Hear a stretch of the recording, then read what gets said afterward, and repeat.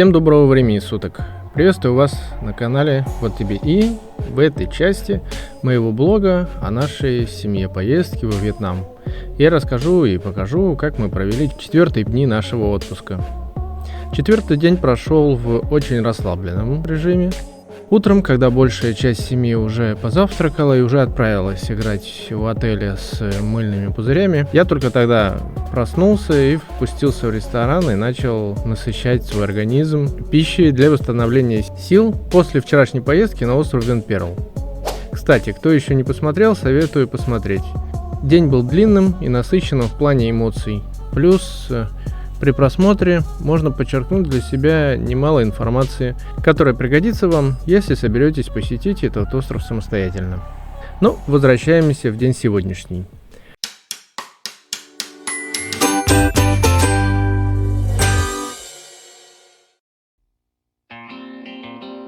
После завтрака и прогулки мы вместе вернулись в номер, и в туалетах обоих номеров учуяли стойкий запах табачного дыма.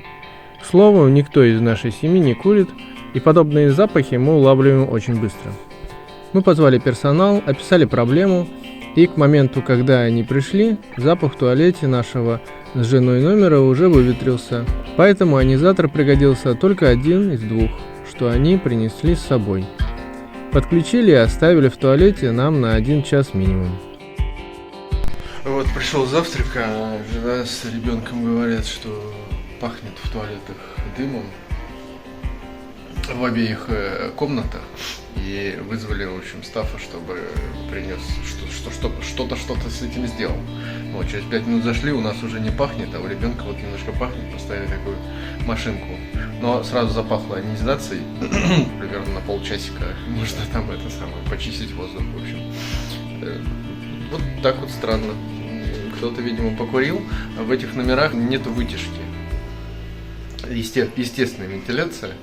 Ну вот, соответственно, если кто-то где-то покурил, видимо, если какой-то сквознячок есть в комнату, то тянет и в другие туалеты.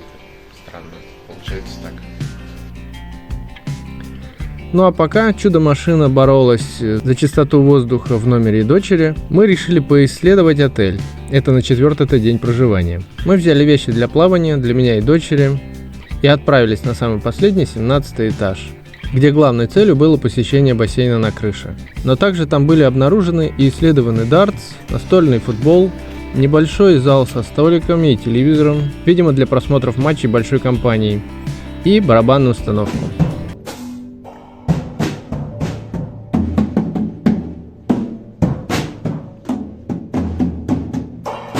Также я поднялся на 1 этаж вверх по лестнице, куда не поднимается лифт, и посмотрел спортзал.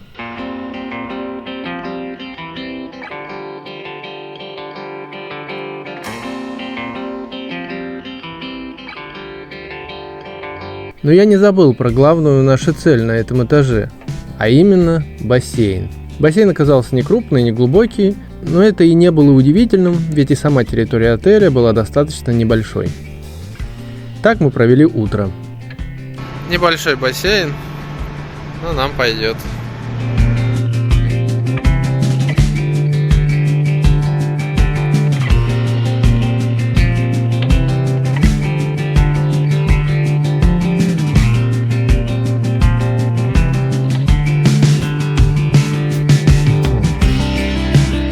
Кстати, остров, на котором мы вчера были.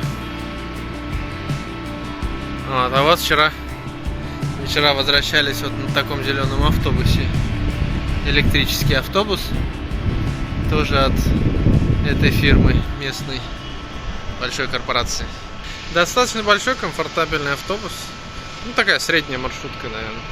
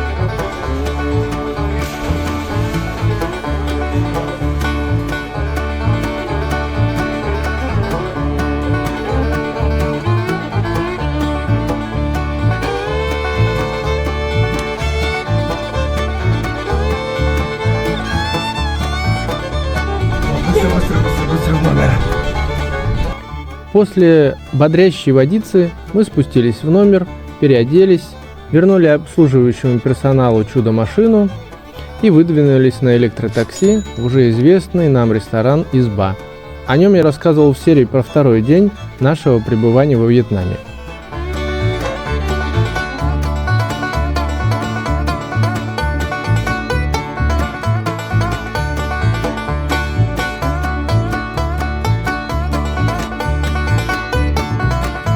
Ну, прокатились мы наконец-то на этой электрической машине. Вот наше такси. Только что на ней были. Ехали. Едем на покушать. О, ну вот у них разные модели сразу. Вот такси. Вот это желтенькое. Вот это белое тоже седан.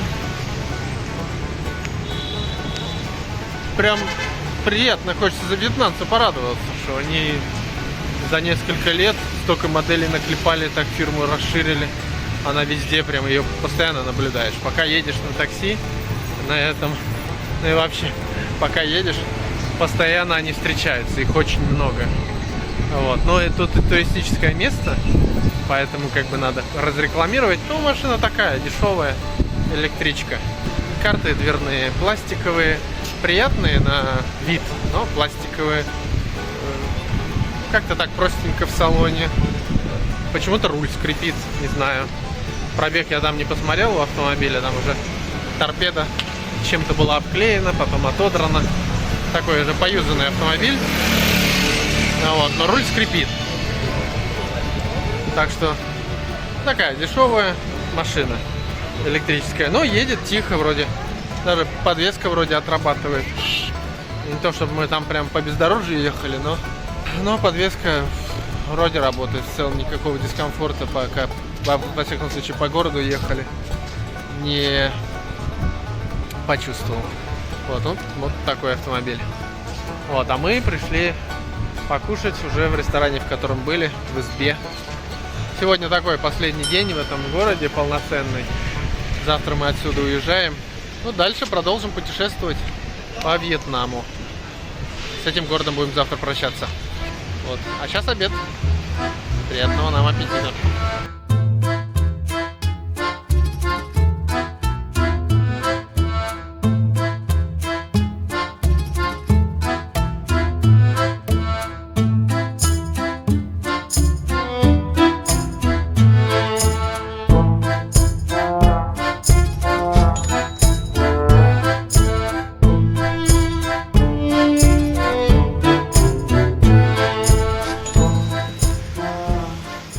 А после сытного обеда мы пошли гулять по городу Начанг в сторону отеля, запланировав по пути сделать Вике прическу и заходить в разные магазины.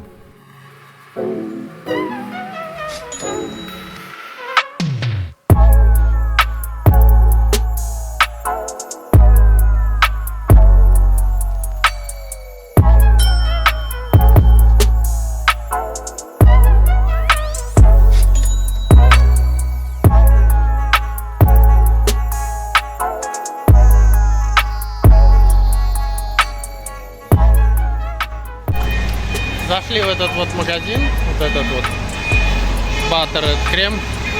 Тут много привычных нам с России, естественно, продуктов. Вот там селедка, шпроты, сырные косички, творог, колбаса, кефир, квас. Вот, но кефир-квас мы купили сейчас в Избе, вот идем мы оттуда, путь держим. В общем, всякого напокупали. Еще говорили, что тут был такой магазин Перекресток. Вот, мы идем по этой улице, где он должен быть. Но что-то мы все никак его не можем найти. Вот. Так что продолжаем наш сегодня такой расслабленный сегодняшний день. Покупочный.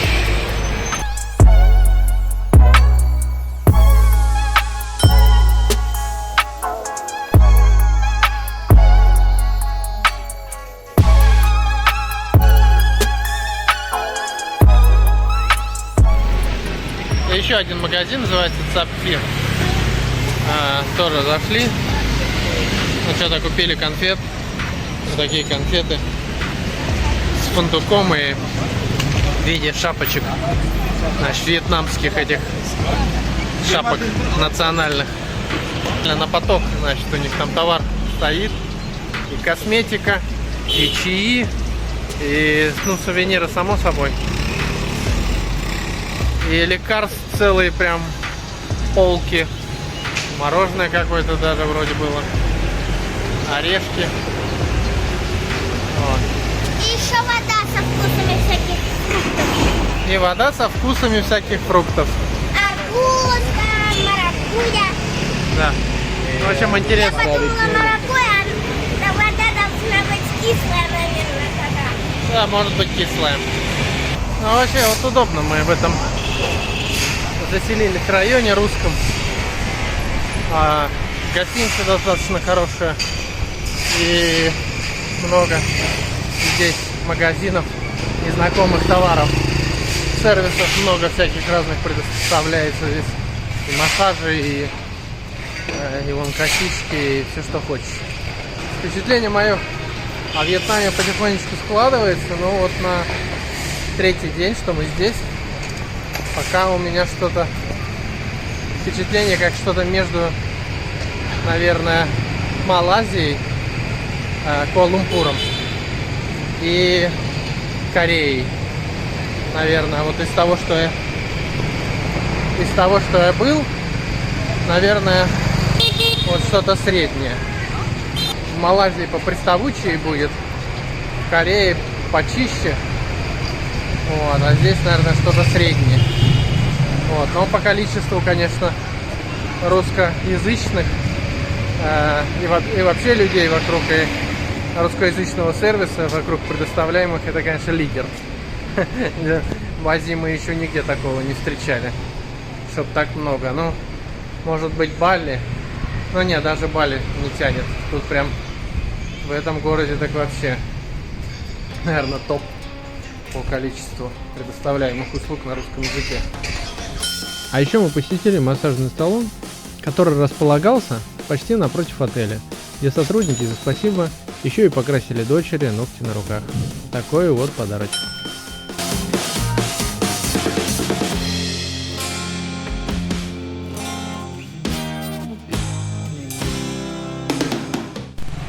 Так, ну в общем, намассажировались по полной программе.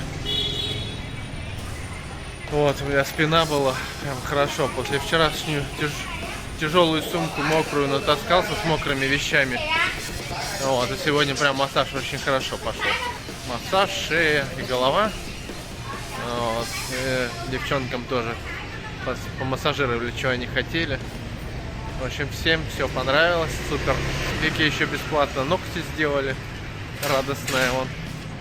Так что прям у нее сегодня полный набор всяких супер-пупер сервис. Вот. И что же будет дальше в сегодняшнем дне?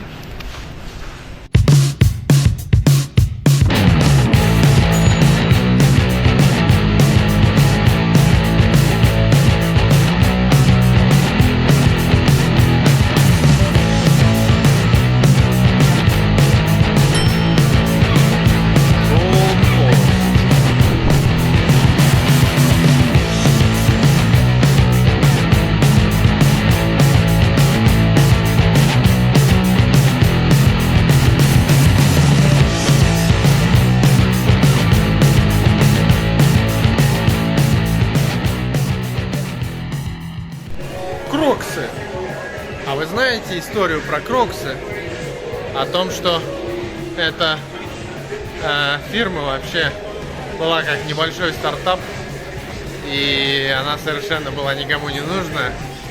И искал режиссер, по-моему, для фильма «Идиотократия» самые безумно глупые, ненужные какой-то обувь.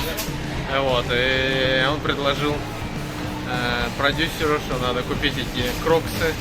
Большой партией купили для этого фильма, потому что она была совершенно глупая. И в результате хайпанула фирма на этом, и вот теперь кроксы известные во всем мире. Такая вот интересность. 20 minutes later. Вот, а мы все, прошли заход магазинов, который запланирован был на сегодняшний вечер. Сейчас едем отдыхать. Стоило ли лететь в третью страну с одной пересадкой, чтобы найти себе тапки, потому что в Индонезии невозможно купить домашние тапки. Везде, ну, тапок много, вариантов много, но они все пластиковые, все из вздутого, ну, вот этого пенопласта. Пенопластовые все, пластиковые. В общем, тапки такие я не люблю, такие мне не нравятся. Вот, в них натирает, нога потеет. У меня нога всегда, даже без носков, не жарко им, а этот самый, как бы, начинает натирать, скользить, в общем, совершенно неподходящая мне обувь. А продаются везде только такие.